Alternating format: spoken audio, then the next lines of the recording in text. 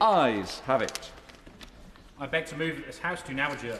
The question is that this House do now adjourn. Steve Double. Thank you very much, Mr Deputy Speaker. And before I begin, if I may, just place on record a few comments following the announcement from the Palace today regarding the health of King Charles. I'm sure I speak for everyone in sending my best wishes to him for successful treatment and a speedy recovery. Of course, His Majesty has a very special place in the hearts of those of us from Cornwall because he has been our longest-serving ever Duke of Cornwall, and I know that he still takes a keen interest, has a lot of affection for the Duchy. So, on behalf of the people of Cornwall, I want to say that our thoughts and prayers are with him and his family at this time. I'm delighted to once again be able to speak in an adjournment debate about something that Cornwall is leading the way in. And that is our excellent tri-service safety officers. As far as I'm aware, Devon and Cornwall is the only police force area that has these officers in place, which is funded and commissioned in the particular way that we do it. Now, let me begin by quickly explaining for the record what a tri-service officer is. These officers, as the name suggests, work across the three services of the police, fire and NHS. They are police community support officers, they are on-call firemen attached to a local fire station, and they are NHS first responders. They are jointly funded by Devon and Cornwall Police, by Cornwall Council's fire service, and by the local NHS, with some funding coming from the South West Ambulance Service and some through the ICS. They are embedded in local, rural and coastal communities and are able to be a presence on the ground for all three services, not only providing quick emergency response when needed, but also carry out preventative, well-being and information gathering visits. A TSSO's main duties are wide-ranging and complex. They include responding to 999 calls for fire and rescue and ambulance services, dealing with non-immediate police logs and community safety matters, completing multi-agency home visits and welfare visits, resolving complex neighbourhood policing issues, working with the local antisocial behaviour team, supporting the neighbourhood policing team, and assisting with neighbourhood inquiries such as non-emergency 101 calls made to the police. Cornwall first piloted tri-service officers in the west of the Duchy 10 years ago in 2014 and have been growing and rolling these out across the area since. We now have 13 TSSOs in Cornwall, including in Foy and St Denis in my constituency, and I'm very pleased to say that shortly there will be another one in place in Mevagissey. But we are not keeping this to ourselves. Being the generous people we are in Cornwall, we are also sharing this with our neighbours in Devon, and I'm pleased to say that in April of this year, a 2-year pilot will commence in Holsworthy in Devon, in the constituency of my right honourable friend, the member for Torridge and West Devon. The value of TSSOs cannot be overstated. They are hugely welcomed by the communities they serve.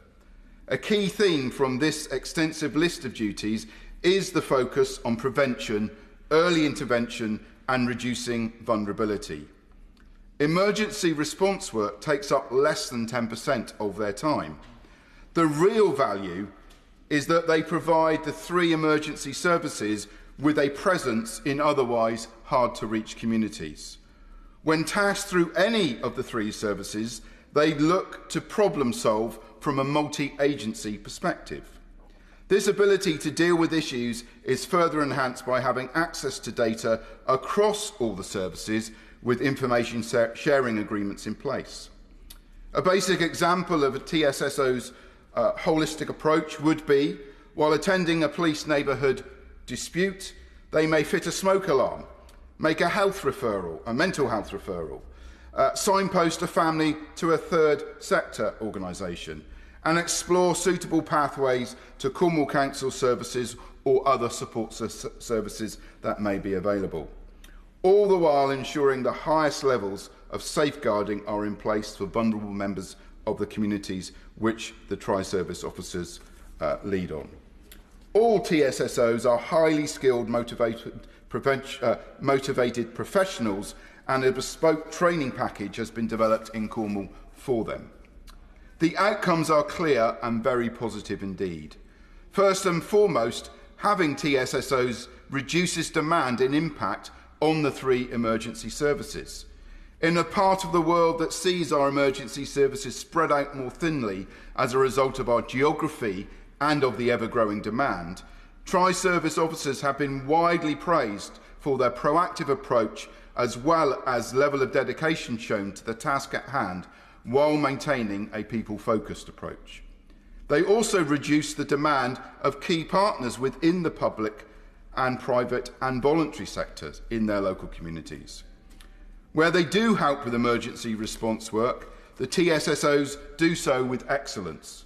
Figures from 2022-23 show that TSSOs in Cornwall responded to 3,000 incidents, with close to 50 incidents where they administered urgent first aid, including CPR, or used a defibrillator. Put simply, they save lives.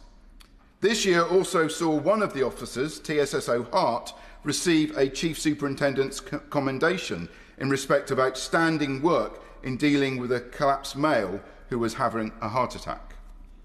Their performance figures over the past year speak for themselves. Over 600 police logs attended, nearly 500 ambulance calls attended, nearly 500 domestic premises risk reductions conducted, nearly 40 antisocial behaviour incidents addressed, over 1,200 hours spent providing fire cover availability, and over 3,500 hours logged provided safeguarding, community engagement, training for other officers, as well as much else. On top of this, they have been credited with building stronger links between the three services and local communities in Cornwall.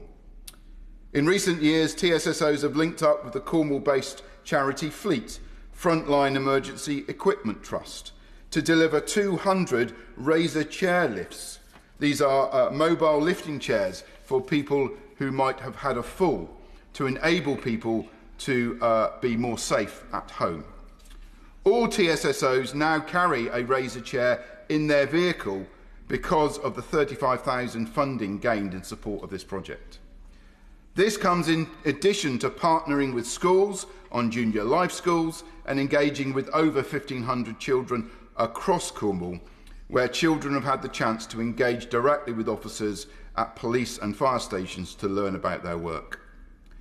In the long term, this emphasis on prevention of vulnerability and early intervention aims to reduce the calls coming in to 999 services. Communities served by TSSOs have a broad overlap with levels of deprivation, as 5 of the tri-service officers are currently based within community network areas of the 10 most deprived areas in Cornwall. These areas are those that see higher health inequalities, higher crime rates, and vulnerability risk factors. A whole system, multi-agency approach is key to addressing the challenges that areas of high deprivation face, building safer communities and reducing frontline demand. The TSSO is therefore uniquely placed, not just to bridge the three-pronged gap, but also to do so in a cost-effective way, delivering excellent value to the taxpayer. And so, as TSSOs expand into Devon, might I ask the Minister to look at the success that we have had and how this model might benefit other parts of the country, particularly other rural and coastal areas. I understand that Devon and Cornwall Police have begun discussions with the Home Office around this and have led to an opportunity to present the TSSO model to officials at a recent event. The response has apparently been a warm one, with a delegation arranged to visit them later this month. And I'll ask the Minister to take an interest in this visit, and on that I would also extend an invitation for him to come and visit Cornwall and to see for himself the invaluable work of our tri-service officers in our communities. As we also plan to hold an event here in Parliament in the coming months to give colleagues an opportunity to meet those involved in the scheme and discuss how it could benefit their area. and I would extend an invitation to the Minister to visit that event when we hold it. The role across the three emergency services has become more understood and utilised over the last 12 months, which has been largely down to the proactive work of the TSSOs to make sure their role and duties are well understood. There is now a greater understanding across all of the local partners.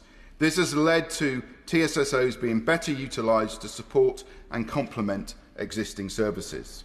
I recently had the pleasure of going on patrol with one of our excellent TSSOs, Lewis Roswell, who is based in the village of St Denis and serves many of the clay mining villages in the middle of my constituency. Spending time with Lewis was both informative and inspiring and gave me a real insight into the valuable work and service provided by TSSOs. From fire safety visits to vulnerable residents to welfare checks and following up on a recent incident of antisocial behaviour. It was the nearest thing that I've seen to the old school Bobby on the beat style of policing, but with the additional benefit of being able to work closely across the whole range of services. Before I close tonight, might I also bring to the Minister's attention the concerns around funding, which represent the biggest challenge to our fantastic TSSO programme. The TSSO model is based on each of the three services contributing a third. A tri-service officer costs around £48,000 each per year. This means each of the three services contributes £16,000, which represents extra value for money given the positive feedback and outcomes in reducing demand and response times. There is a real desire to expand this service across Cornwall, including to some of our towns, rather than just being in our villages. There is a commitment from the police and the fire service to make this contribution, and I know the NHS ICS has not yet confirmed it will match the funding for the coming year. It would be disappointing if the NHS, which, let's face it, is the highest funded service in Cornwall, was not able to fund their share of the cost of expanding this service. And I would not be doing my job in representing my constituents if I didn't urge the ICB in Cornwall to make this commitment and make the funding available. But I would ask the Minister to use his office to promote this scheme to the NHS, to encourage and ensure that this funding is confirmed as soon as possible, so that our TSSOs can also work alongside our GP surgeries and community health hubs to provide support. I believe the scheme will become a key part of the prevention agenda in the coming years, and it would be frustrating if it was held back by a lack of willingness from the NHS to play their part. I believe this project should be encouraged, especially in all rural areas of the country. So can I ask the Minister what plans he has to make sure that other parts of the country are aware of the success of this scheme in Cornwall and assist them in looking at developing similar schemes in their areas? And in conclusion, Mr Deputy Speaker, can I just place on record my great thanks to Inspector Miles Topham and all those who have enabled this project to happen, and of course to our excellent TSSOs themselves, and wish them every success for the year ahead and into the future. Thank you, Minister. Chris Philp. Thank you, Mr Deputy Speaker. Well, let me start by congratulating the Honourable Member for St Austell and Newquay in securing this evening's adjournment debate, coming slightly earlier than we would normally expect. I think he's done a very good job this evening explaining the benefit of tri-service safety officers in Devon and Cornwall and setting out an example which, as he said, the rest of the country can follow. I think we in the Home Office are very keen to see a lot more cooperation between blue light services. It's happening in some other parts of the country as well, although not in quite such an integrated way. For example, in Humberside, Bedfordshire and in the wider eastern region, fire and rescue services already work with the health service to deal with, for example, dedicated falls and bariatric teams, helping the ambulance service deal with those incidents. In fact, in the year to September 2023, fire and rescue services in England attended 16,000 medical incidents, in addition to 34,000 incidents affecting entry or exit to premises. So there is some cooperation going on around the country already, and in our white paper we strongly encouraged further cooperation between blue light services.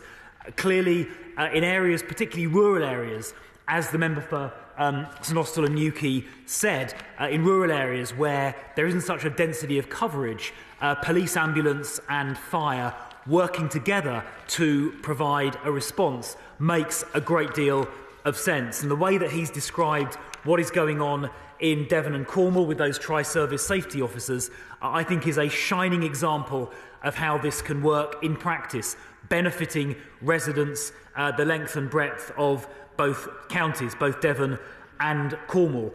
And I'd like to pay tribute to him, to the member for St Austell and Newquay, for the work that he has done to encourage and support those tri-service safety officers. I'd also like to pay tribute to the fantastic Police and Crime Commissioner for Devon and Cornwall, Alison Hernandez, who has worked very hard to make this happen. And I think it's the work of Police and Crime Commissioners that can really make a difference, as Alison Hernandez has.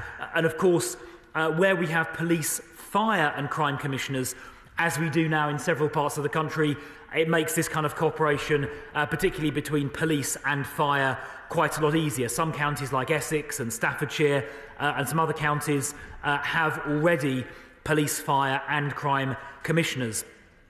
I'd also like to pay tribute to the work of my honourable friend, the member for North Cornwall, who is here on the bench, who has been successfully campaigning to reopen Bude Community Police Station. It recently successfully reopened, and it has based in it a tri-service safety officer to the benefit of all the residents of Bude and the surrounding neighbourhoods. And I'd like to also commend and agree with the point the member for St Austell and Newquay made about the value for money. As he said, each of the three services only has to contribute about £16,000 per TSSO, which is a great deal cheaper, obviously, than funding positions themselves. I very much hope that the police service in Devon and Cornwall will continue to fund that, and the fire service as well. And I'm sure he is making representations both to health ministers and to the local Integrated Care Board, making the case for that funding to continue. And if he wants any assistance from me to lobby my ministerial colleagues, he has only to ask, and I will happily do that. But I'm sure he and his colleagues in Devon and Cornwall are doing that already. And I would also agree with the point he made that I think other rural forces in England and Wales could learn from what has been happening in Devon and Cornwall, particularly in rural areas. I think it applies less in large urban areas where police forces and ambulance services are already very densely concentrated, although even in urban areas, the fire service does tend to be quite underutilised. So even in urban areas, I think there is an opportunity to get the fire service to do more to assist, particularly the ambulance service, with their response, and that is something I've been discussing with DHSC colleagues. But as far as the tri-service safety officers are concerned that he's been so eloquently describing and explaining the benefits, I think those could work well in other rural areas, sparsely populated areas. Cumbria would be an example that springs to mind, but other I can hear there's some support for Cumbria here, which of course does now have a police, fire and crime commissioner. So I would happily raise that with the National Police Chiefs Council and the National Fire Chiefs Council to commend the model for consideration by rural forces and rural fire services around the country. But Mr Deputy Speaker, I think the Honourable Member for St Austell and Newquay has set out what is the good work going on in Devon and Cornwall, the positive impact these tri-service safety officers are having. I commend again Police and Crime Commissioner Alison Hernandez for making this happen, and I will do everything I can to assist colleagues in Devon and Cornwall, but also rural forces around the country, to make sure as many places as possible can benefit from this excellent initiative. The question is that this House do now adjourn. As may I say aye? Aye. No. I think the ayes have it. The ayes have it. Order. Order.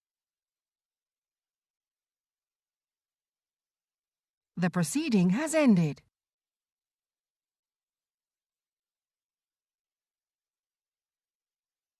The proceeding has ended.